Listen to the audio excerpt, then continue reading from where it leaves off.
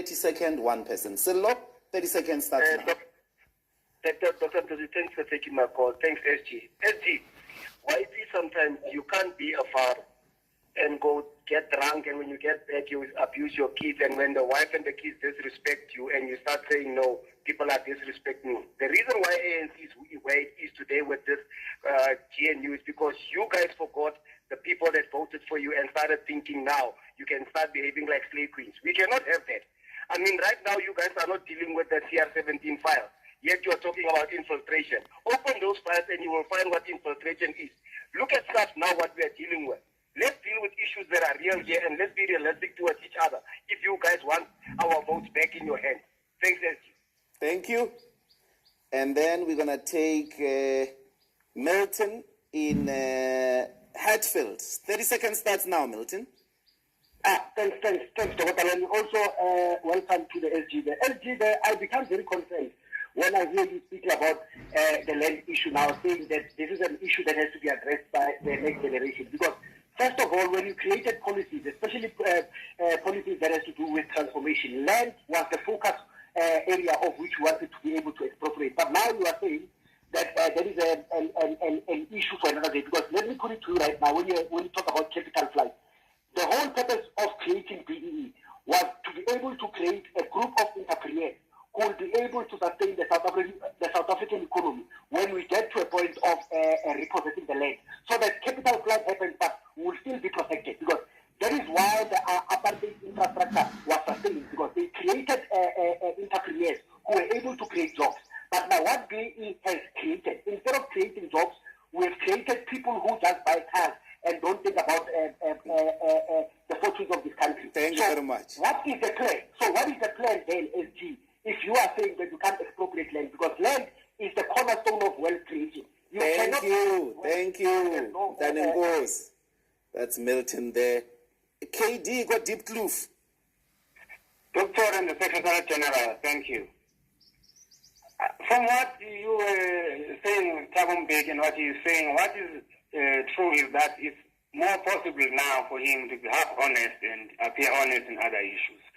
But at the core is this: if the ANC as an organization had been true to its principles and used what they gained from apartheid, utilized it effectively, it would not be in this situation today. And the issue now is that the ANC should invest in human capital who is going to be able to be what it is originally planned to be. Okay, thank you, KD. The SG is going to deal with that. Let's go to Ephraim. Go, Alex. Thank you very much.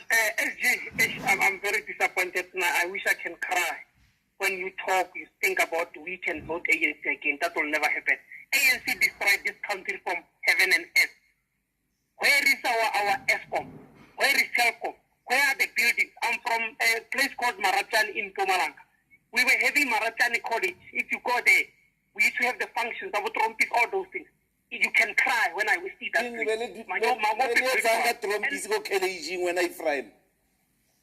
Pardon? Maybe that's the reason college collapsed. You know the college, Mr. Ndlozi, it used to host a function, like about music functions I'm talking about. So we didn't have anything. It had a big hall. About 90s, 80s. So I need to come again to that one. He says he delivered in police. In transport, as he was a minister, he failed us. I'm an e-hailer. I'm trying to have a living and trying to be an entrepreneur. But because he was a minister of transport, he failed to regulate e-hailing. Uber and Bolt are here, milking our country, milking us in front of them as the ANC. So he mustn't come and tell us about ANC today.